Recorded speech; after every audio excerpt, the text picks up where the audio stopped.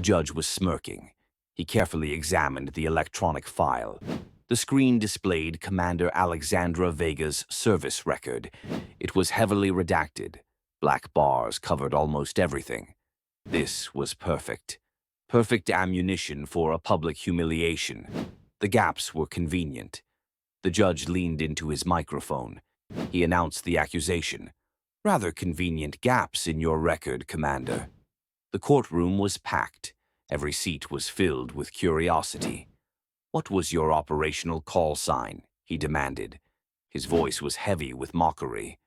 "Or weren't you important enough to earn one?" She stood motionless at the defense table. Her composure was absolute. It only fueled the judge's mockery. He wanted a reaction. He wanted her to break. Then she spoke. Her voice was clear. It carried across the entire room. She said 2 words. Just 2 words. And everything changed. Phantom Zero. The sound of the words hit the room hard. The color drained from the judge's face. His triumphant sneer vanished. He stared at her. He stared at her with horror. Why did those 2 words shatter a high-ranking judge? What power did a simple call sign possess? "We must go back to the start." Morning light filtered through the blinds. It striped the polished wood floor. This was Naval Justice Headquarters. It was Courtroom 3. The space carried immense weight. Naval insignias lined the walls. Ceremonial flags stood at attention. The American flag stood sentinel. The gallery was unusually full. This case had drawn quiet interest. It was a standard military tribunal. But certain circles were watching. Naval intelligence was taking notes. Commander Alexandra Vega sat at the defense table. Her posture was perfect. Her dark hair was pulled back tight. Not a single strand was out of place. She was 34 years old. Her face still looked youthful, but her eyes were different. They were gray-green. They were intensely observant. They revealed nothing of her thoughts. The prosecutor continued his questioning. His tone was clinically detached. Vega's uniform remained pressed. It was stripped of decorations. This was pending the trial outcome. She looked like a weapon at rest. She was contained precision. "Commander Vega," the prosecutor said. His name was Commander Julian Thornan. "You were explicitly ordered to maintain surveillance only. This was Operation Silent Harbor. Yet you initiated engagement." He paused for effect. "Without authorization from command structure. Is this correct?" Vega's response was measured. It was clear. It was just loud enough. "The situation on the ground," she replied, "necessitated immediate action. It was necessary," she explained, "to prevent greater casualties." Thornon seized the words. "The situation on the ground," he repeated. He mocked her subtle emphasis. "And you unilaterally determined this situation superseded direct orders." Captain Judge Advocate General Harrison Blackwood interrupted. He sat on the bench. His voice had natural authority. He was accustomed to obedience. Blackwood was 52. He was an imposing figure. His dark hair had silver streaks. His mouth was perpetually turned downward. It suggested chronic disapproval. "The court reminds the defendant," Blackwood stated. He peered over his reading glasses. "Situation on the ground does not override direct orders." He paused. He let his authority sink in. "Perhaps Commander Vega requires clarification on naval hierarchy." A subtle ripple moved through the observers. Blackwood's bias was already showing. This was only day 3. From the gallery, a lieutenant watched. His name was Zachariah Nash. He was 29. Nash had served only 3 years, but he had a photographic memory. He made a note in his notebook. Not about the proceedings, about Vega herself. He noted a small scar. It was at her temple.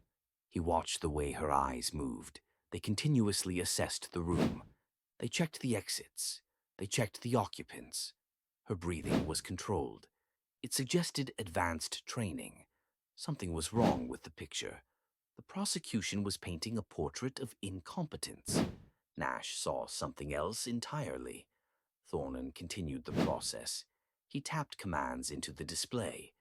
"I'm displaying Commander Vega's service record on the screens." The courtroom screens lit up. Vega's official file appeared. It was a document of black bars. It resembled a checkerboard. Entire missions were obscured. Deployments were missing. Commendations were hidden. Only a skeleton remained. "As the court can see," Thornan gestured, "Commander Vega's history shows a pattern of questionable judgment." He waved his hand at the screen. "Though specifics remain classified." Blackwood made a show of examining the file. His expression was contemptuous. "Rather convenient," he drawled. "How much of your record is unavailable for examination, Commander?" Vega's composure did not change. "The classification levels are standard for certain operations, Captain." She spoke the words simply. The judge continued his attack. His demeanor grew condescending.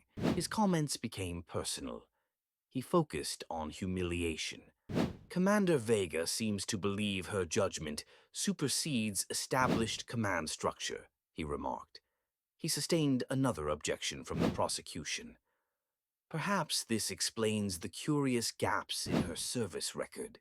He was weaving a narrative of fraudulence. He was using the system against her. He was abusing his power. When Vega took the stand, Blackwood interrupted her. He interrupted her repeatedly. His questions were openly hostile. They were no longer relevant to the case. "Commander, you present yourself as some kind of elite operator," he sneered. "Yet your visible record shows more redactions than achievements." The silence in the room was uncomfortable. Even the prosecutor looked uneasy. Blackwood leaned forward. There was something almost triumphant in his expression. This was his final point. This was her destruction. "Tell me, Commander," he said slowly. He wanted to savor the moment. "What was your operational call sign during these missions?" He paused to let the words sink in. "Or weren't you important enough to receive one?" It was an unanswerable challenge. It was designed to expose a lie. It was meant as a final public shame. Lieutenant Nash noticed Admiral Caldwell. She was seated in the back row. She was the Deputy Director of Naval Intelligence. She straightened in her seat. Her attention was razor-sharp. Vega looked directly at Blackwood. It was the first time she had truly met his gaze. Her composure held firm, but something shifted in her eyes. A decision was being made. It was a conscious choice. After a measured silence, she spoke. Her voice was clear. It was carrying. It was decisive. "Phantom Zero." The two words created a shockwave. The room was utterly silent. The significance hit people slowly. Captain Donovan, a senior officer, stood automatically. It was an unconscious response to the name. Commander Thornan dropped his pen. He stared at Vega with new recognition. Admiral Caldwell nodded slightly. It was a confirmation. A long-held theory was true, but the most dramatic reaction was Blackwood's. All color drained from his face. He stared at Vega with dawning horror. His hand gripped the bench. His knuckles went white. "That's impossible," he whispered. His judicial authority was gone. It was momentarily forgotten. "Phantom Zero was declared Mia 7 years ago." He spoke the words to himself. "I signed the paperwork myself." Vega remained standing. She was at calm attention. She did not elaborate. Nash's mind raced through classified data. He remembered specialized training. The designation Phantom Zero. It appeared in heavily redacted reports. It was tied to the most sensitive operations, extraction missions, deep cover intelligence, counter-terrorism strikes. They were operations that officially never happened. It was always attributed to one singular operator, an identity classified at the highest levels, always operating alone, always against impossible odds. It was widely believed to be a military legend, not a person. Nash broke the frozen tableau. He stood up suddenly. Captain Blackwood, permission to approach the bench. He needed to speak. He had relevant information. Blackwood nodded automatically. He had lost control. Nash approached with his notebook. He opened it to a specific page. He spoke intensely to the judge. Sir, Phantom Zero was the operator who extracted 16 members of Bravo Team. He watched the recognition flicker on Blackwood's face. After their position was compromised in Coronal Valley, Nash continued. Half of Strike Team 7. Your former command, sir. The disbelief turned to a devastating truth. Blackwood looked from Nash to Vega, then back again. He was trapped. Admiral Caldwell walked calmly to the bench. She presented her credentials. Captain Blackwood, this trial is now suspended. She was professional and firm. All records of today's proceedings are hereby classified at Level 5. The courtroom erupted in controlled chaos. Security personnel moved in. They collected all devices. They collected all notes. They implemented containment protocols. Blackwood remained seated. He was stunned. He couldn't move. He couldn't regain his composure. He continued to stare at Vega, the operator he had declared dead, the ghost who saved his former team. Now she stood before him. She had endured 3 days of his contempt. Vega was escorted out. Admiral Caldwell's security team took her. Captain Donovan and 3 other senior officers stood. They rendered a silent salute. It required no orders. It was a spontaneous display of respect. Blackwood remained seated. The courtroom emptied around him. The realization settled on him. It was a physical burden. For 3 days he had systematically humiliated a hero, an operative whose actions saved his own former unit. Men he had served with, men he had valued, men who survived because Phantom Zero went beyond duty. 2 hours later, Blackwood sat alone. He was in his office. He looked at a framed photograph. It was on his desk. It showed a group of men. They were dusty and exhausted, but they were alive. It was his former unit. The photo was taken after the extraction. His brother, Lieutenant Matthew Blackwood, stood at the center. His arm was in a makeshift sling. The image was taken just before the classification orders. They forbade any discussion of the rescue. A knock interrupted his thoughts. Lieutenant Nash entered. His expression was neutral. Admiral Caldwell requests your presence, sir. Blackwood surrendered his communications devices. He was no longer the presiding judge. The case was over. Inside the secure conference room, Admiral Caldwell reviewed documents. Commander Vega was absent. Captain Blackwood, Caldwell acknowledged. Her voice held no warmth. Once secured, Caldwell activated a display. It showed a heavily classified file. It was the complete operational history of Phantom Zero. 7 years ago, Strike Team 7 was compromised, Caldwell began. Conventional extraction was deemed impossible. 16 men, she stated, were written off as operational losses. A single operator volunteered for solo infiltration. She highlighted a section of the report. Despite mission assessment projecting 97% probability of failure, this operative successfully extracted all 16 members. She looked directly at Blackwood. That operative's designation was Phantom Zero.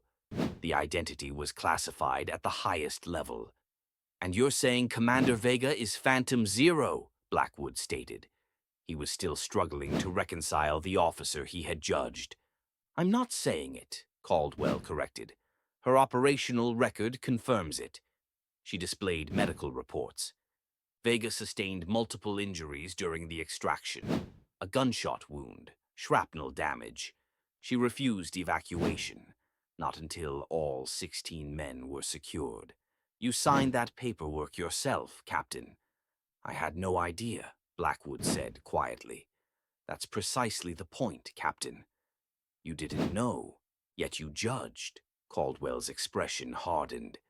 For the past 3 days, you have publicly humiliated the officer responsible for saving 16 lives, including your brother's. Blackwood had no defense. Operation Silent Harbor was a surveillance mission, Caldwell continued. Commander Vega discovered an imminent transfer of chemical weapons components. Had she followed orders, those weapons would be in terrorist hands. Her unauthorized engagement prevented weapons capable of killing thousands. Yet she was court-martialed because she didn't follow protocol. What happens now? Blackwood asked.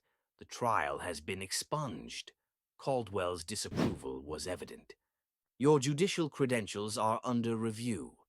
He was reassigned to administrative duties. The demotion was clear. It was the end of his career. And Commander Vega? That's no longer your concern.